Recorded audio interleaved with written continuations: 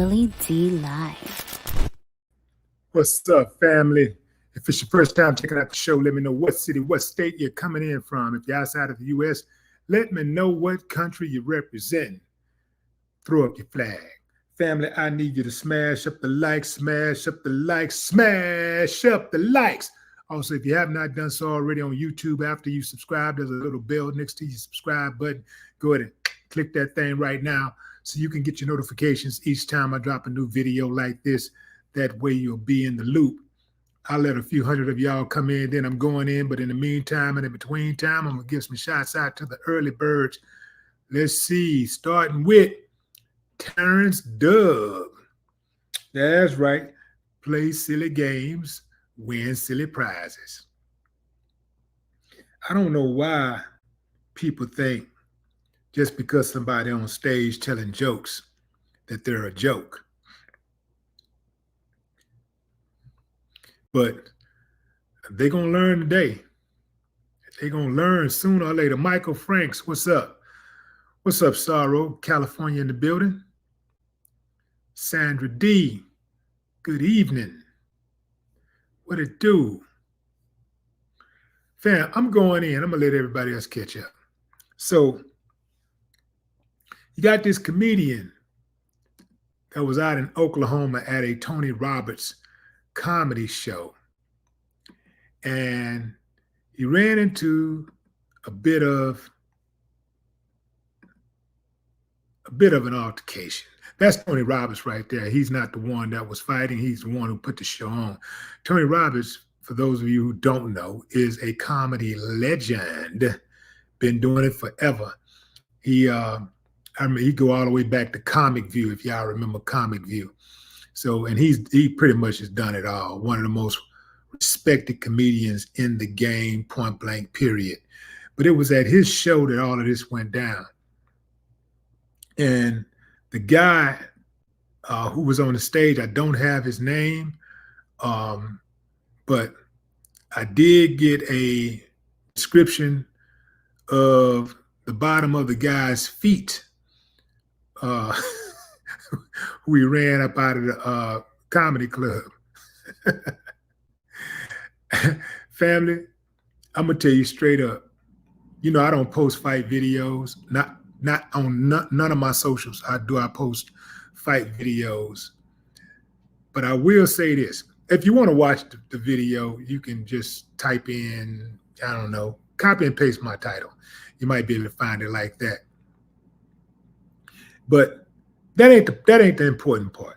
The important part is that a man was on stage doing his job, telling jokes, and somehow, some way, the audience member inserted himself into the crowd. See, one thing that I do know about comedians, fam, is that they will take it there. They will make fun of you if you're sitting in the front of the audience. And this is, keep in mind, I don't have the context here. All I saw was a fight. But I can tell you how fights normally start with audience members and comedians. The way fights normally start is either the comedian says something about the person in the audience or says something to strike a nerve of the person in the audience. And that audience member takes exception to it and tries to confront the comedian, will walk up on the stage, or sometimes wait till the comedian come off the stage and confront him. Or it's a situation where the audience member inserts himself into the show. Most of the times, via heckling. And sometimes it's cool, you know, all comedians know, you get one or two shots at the comedian, but when you try to include yourself into the show, make yourself part of the show, and you trying to get minutes, that becomes a problem. And no comedian wants to stand up on stage and be going back and forth with an audience member. They're trying to work their material out, right? Or they're actually you know, they're actually performing material that they've already worked out. They're not trying to go through all of that. They're not trying to deal with all that. They're trying to get up there and do that. And listen, fam, to me, it's very unfortunate when people insert themselves into the show, because I know for a fact, when I go see a show, I go see the person whose name is on the ticket, who's on the marquee. I don't go to see audience members. I go to check out the person on the stage. So while a heckler saying something every now and then is cool, you know, a couple times, and that's it. Go on about your business, man. Keep it moving. But to try to keep on going and trying to throw off the comics act, I don't like that. I want to hear what that comedian has to say. I want to hear the jokes coming from the professional. I want to hear professional jokes. The guy on the right, that's him running. This is after he left his girl. He took off running. Like, I mean, hauling ass. He was running like that dude that was running on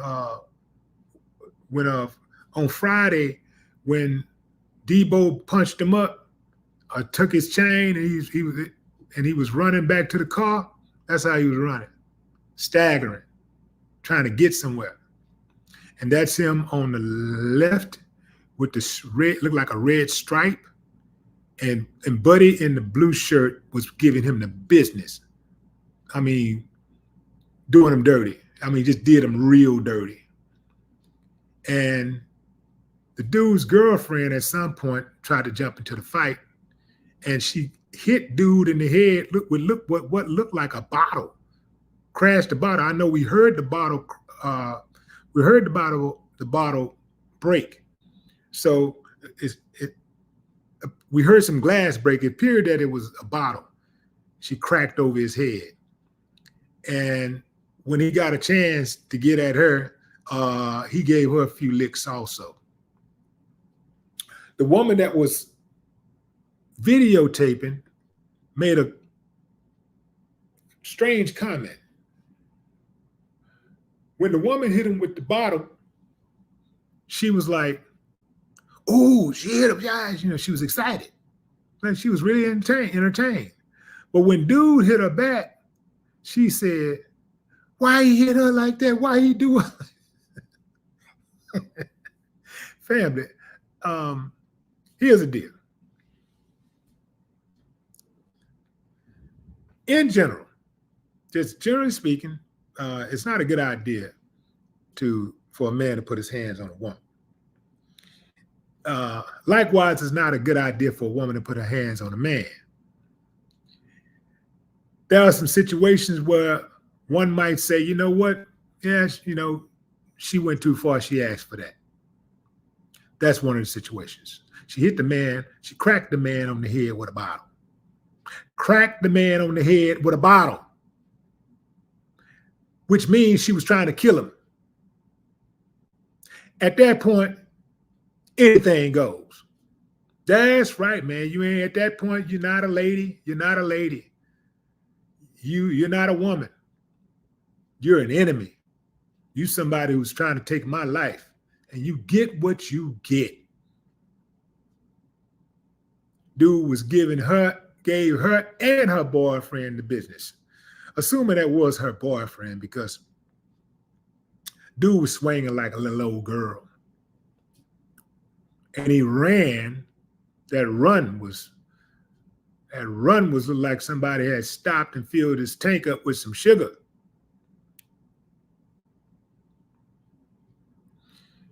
Family, I don't know if anybody's out there listening that got that idea of storming the stage when a comedian is on that stage going to work. I'm not even telling you not to do it. But if you do it, be prepared for a comedian that might give you the business, who might end up making the joke on you. I say you got to give all comedians a little latitude. If you show up in a big bird costume, and there's a comedian like D.L. Hughley in the audience on that stage, he gonna give you the business.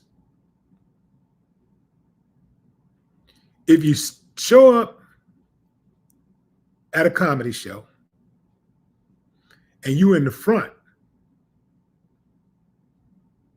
and you got your girl sitting up in the front and y'all look like y'all a mismatched couple. She looked like she got it going all the way on, and you look like perhaps you're paying for it. Corey Holcomb gonna get you. He gonna get you. He gonna get you.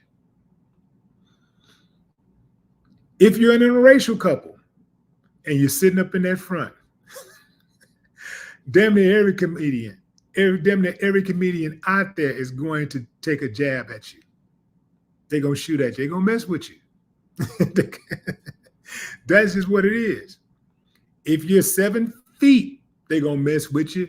If you're 4 feet, they're gonna mess with you. Any type of anomaly, you know what I'm saying? They're gonna mess with you.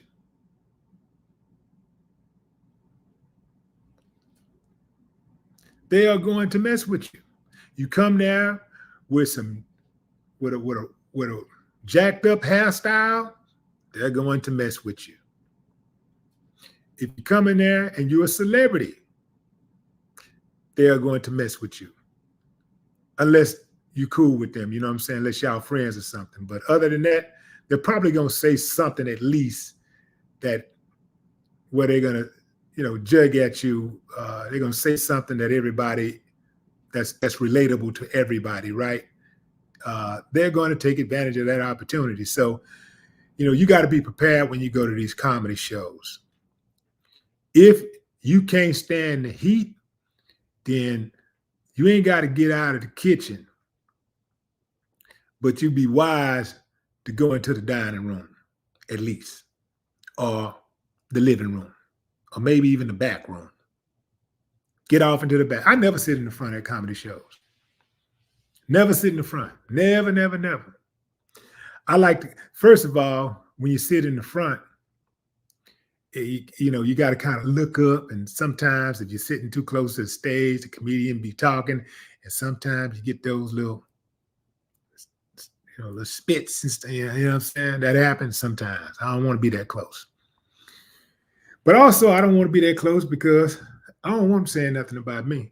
I'm going to get off in the back and just, I can laugh it up. Also, you ain't on the hook you're not on the hook for laughs if you're not sitting in the front. You're not on the hook.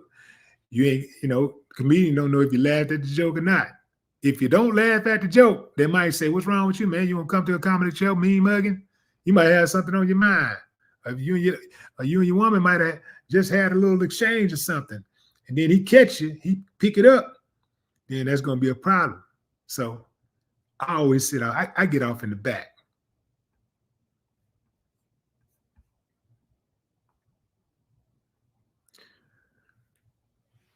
Who was it standing strong? That sound good. What y'all gonna do with them signs after you lose? What y'all gonna say, Trump 2028?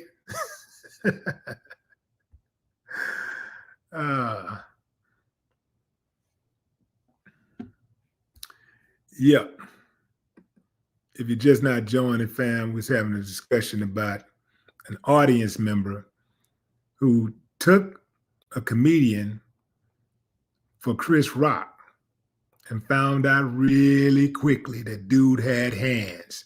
That dude was not at the Oscars. He did not care about decorum. He put hands and feet and elbows and knees on that boy. Whooped him so bad, he took off and left his girl behind.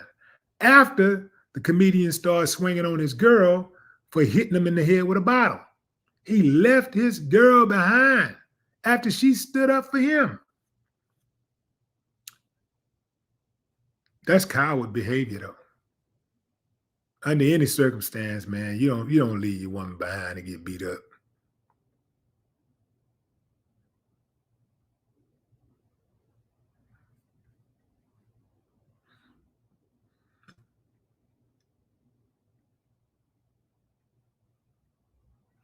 You go to comedy shows to laugh, fam. You don't go to comedy shows to fight.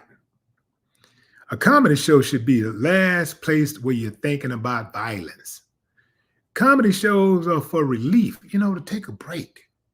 Life has many challenges. Oftentimes, it can be stressful. Comedy shows give you a chance to decompress. Just relax for a moment, chill.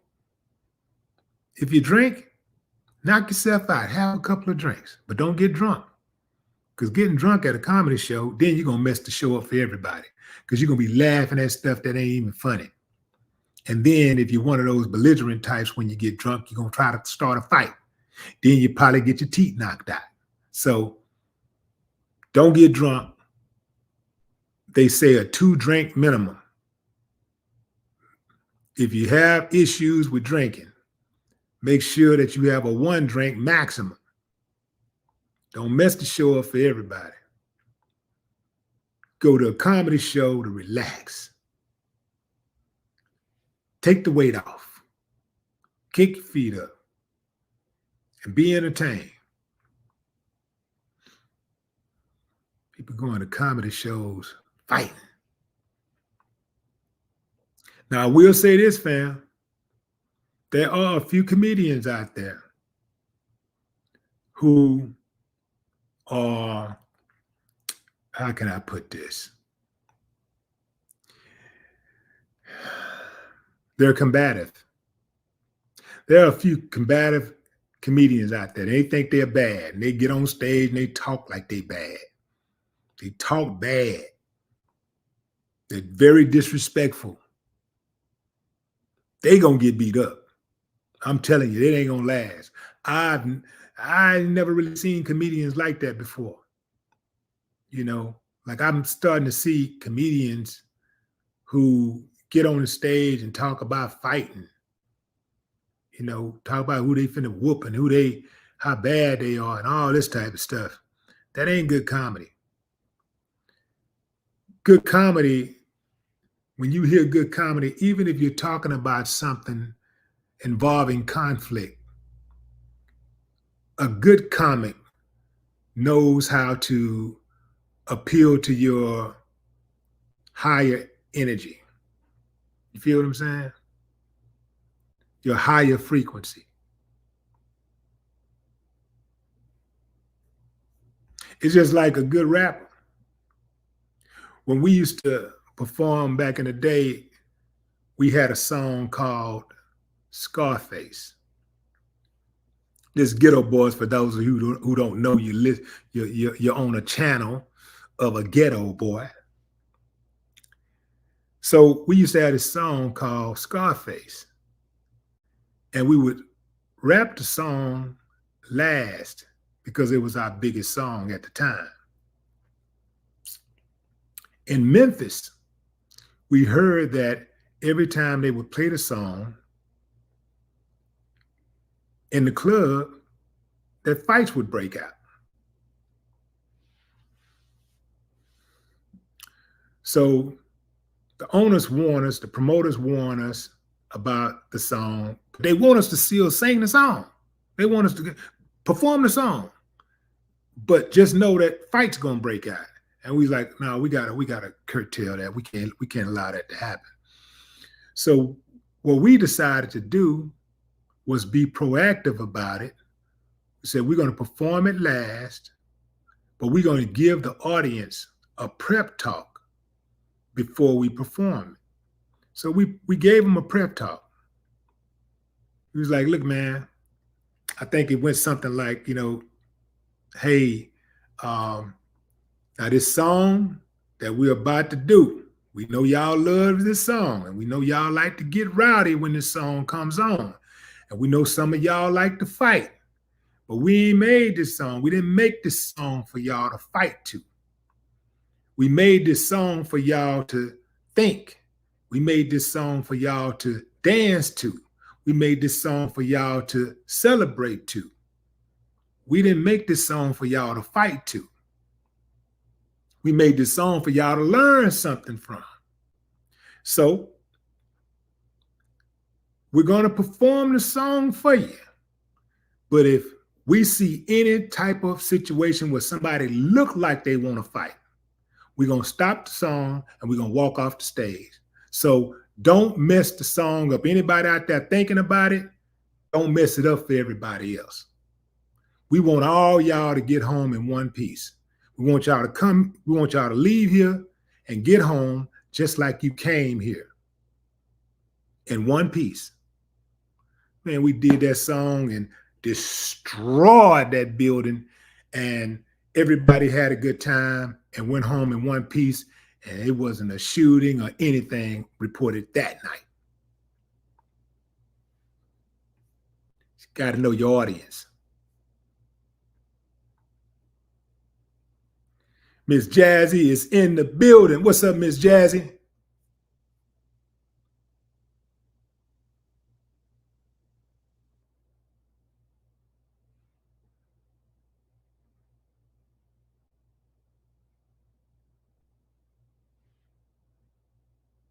Rosemary Johnson, what's up? Joe Gia. Is that Joe G? Is that Joe Gia?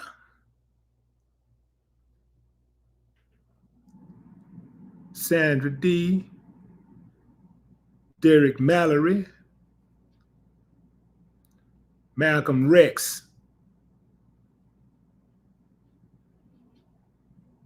Shelly Birch, what's up?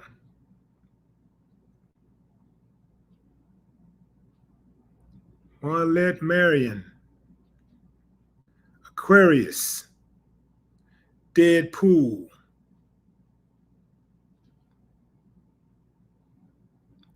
Ela Mason. Family, if you want to see that video, I think you can copy and paste the title, and it might pop up from there. But I can't show the video on my channel because I might get flagged.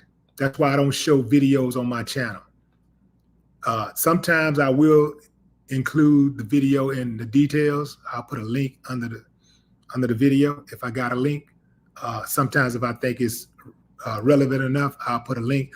Otherwise, if there is a link to the video, if there is a video, I'll put, you can copy and paste the title, and maybe something will pop up.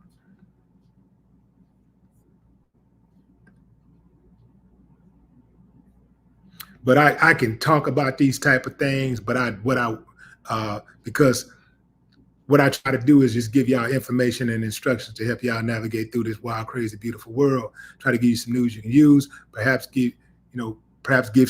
offer some sage advice. You ain't got to take it. You can do what you want to do. But as far as showing the video itself, these videos are low vibrational, and I don't want to have all that stuff on my channels. I don't want to have that stuff on my channels. The same thing with these shooting videos, with cops shooting, black folks especially. You'll notice even on my Instagram, I do not post those type of videos on my Instagram channel, because what it does is it desensitizes us to black trauma. So I'm not participating in that.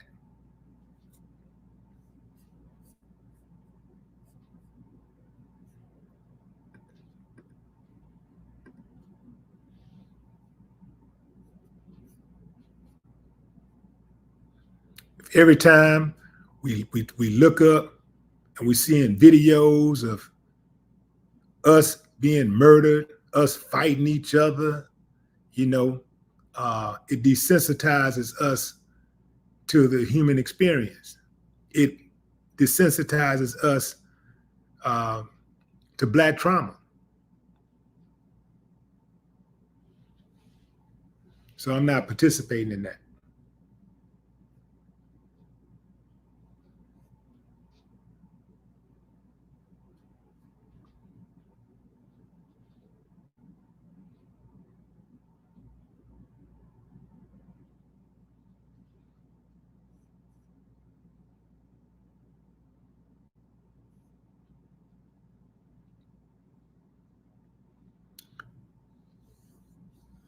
Earl Times, what's up?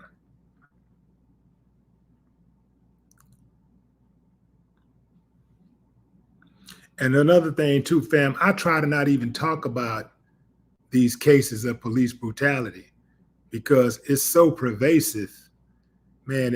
It's exhausting. It will drain you. I try to not even talk about it, but sometimes these cases, they're so vile. Sometimes you have these cases that are really definitive and you have to speak on them. You gotta speak on it. You got a case like Sonia Massey. You know, that's just one of those cases, man. You got to, like, come on, bro.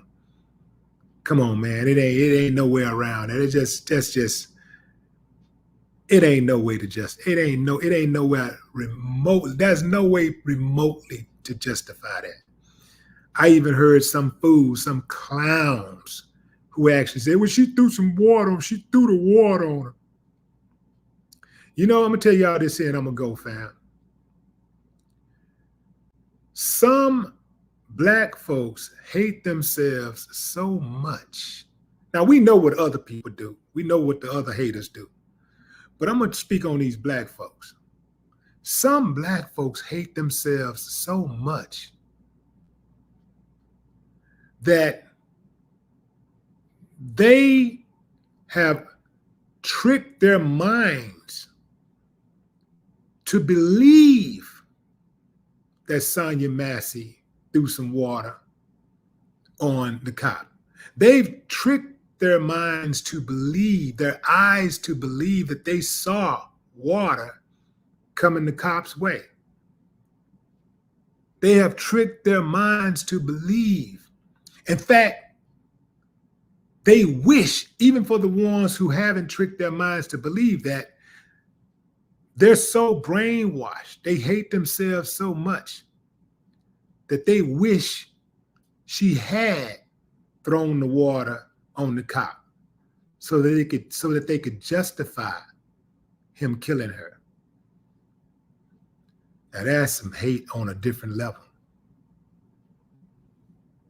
That's my time, fam. I appreciate y'all joining the live. Until next time, enjoy the rest of your morning, afternoon, or evening, wherever you are in the world.